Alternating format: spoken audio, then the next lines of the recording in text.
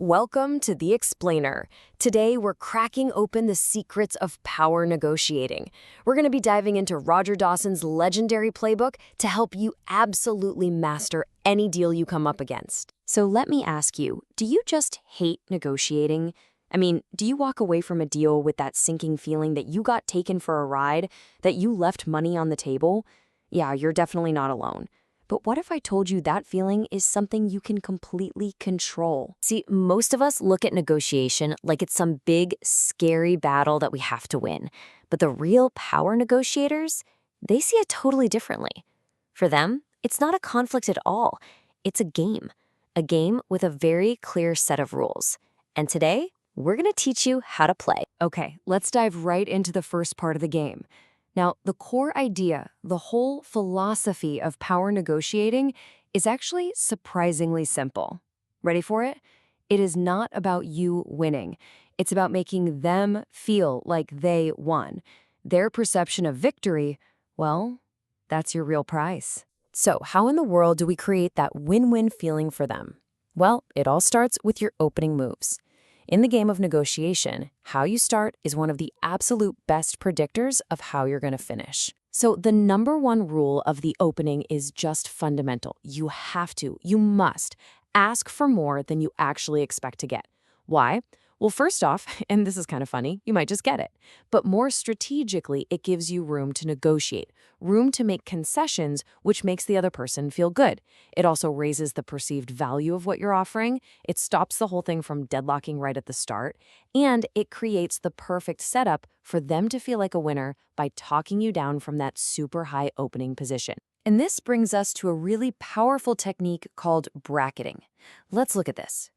Say a car is listed for $15,000, but your goal is to pay $13,000. Now, instead of offering just under your goal, you bracket it. You offer $11,000.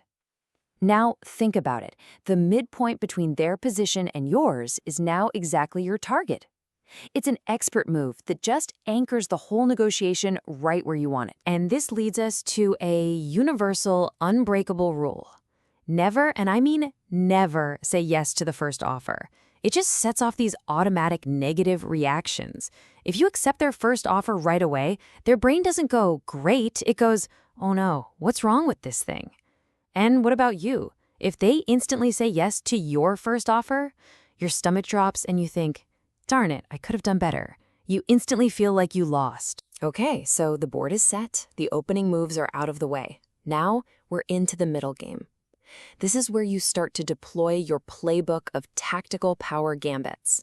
These are the moves that are going to guide the negotiation right where you want it to go. Your first and maybe simplest tactic is the flinch. It's so powerful.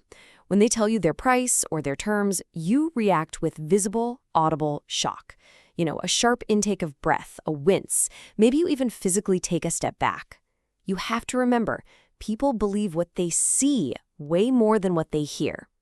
A good flinch screams, "You've got to be kidding me," more effectively than any words ever could.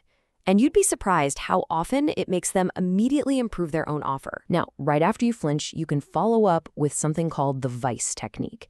It's a really simple, low confrontation phrase. All you say is, "You'll have to do better than that."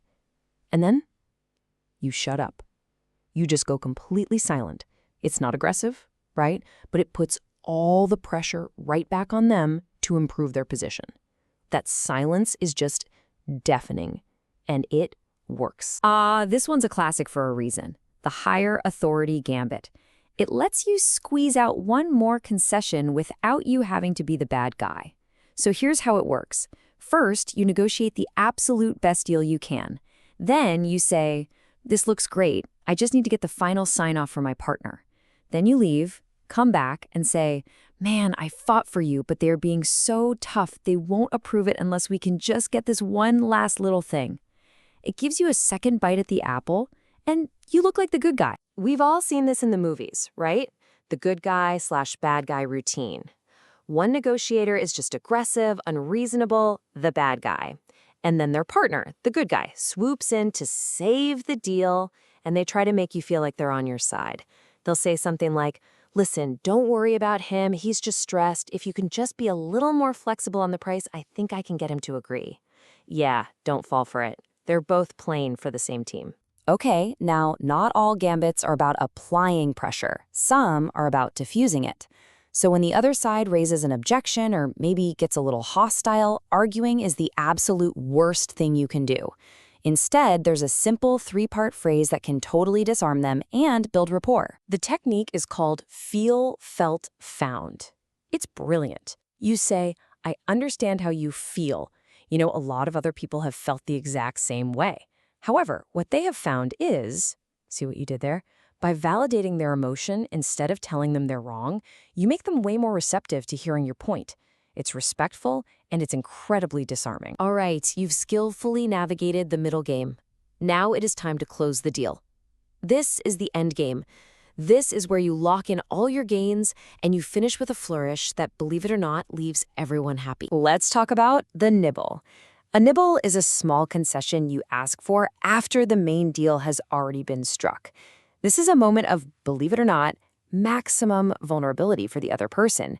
Once they've made that big decision and they're mentally committed, they really don't want to risk blowing up the whole deal over something minor. So picture this. You've agreed on the price for the new equipment. The handshake is done, you're filling out the paperwork, and you just say casually, oh, by the way, you can throw in free delivery on this, can't you? I mean, all your competitors do. It's just a small nibble, but you're doing it when they are psychologically least likely to say no. It's a fantastic way to get a little something extra. Okay, let's talk about the psychology of compromise. When you're stuck, when you're deadlocked, you should never be the one to offer to split the difference. Your job is to encourage them to suggest it. So when they finally say, look, why don't we just meet in the middle? You can kind of reluctantly agree. This makes them feel like they came up with the solution, and because of that, they feel like they won the compromise. And now for the final, absolutely crucial step, which brings us right back to the beginning. Always, always congratulate the other side on how well they negotiated. Tell them they drove a really hard bargain, that you're impressed. This just reinforces their feeling of having won, which, as we established, is your ultimate goal. And it builds a fantastic foundation for any deals you might have in the future. So we've covered a lot of gambits and plays of the game. But, tactics alone aren't enough. So what's the real source of power that makes all of this stuff work? Let's move beyond the individual plays and look at the real foundation of negotiating strength. True, sustainable negotiating power really rests on three pillars. First is information power, which is just a fancy way of saying, do your homework. Second, you have walkaway power. That means having good alternatives and being genuinely willing to use them.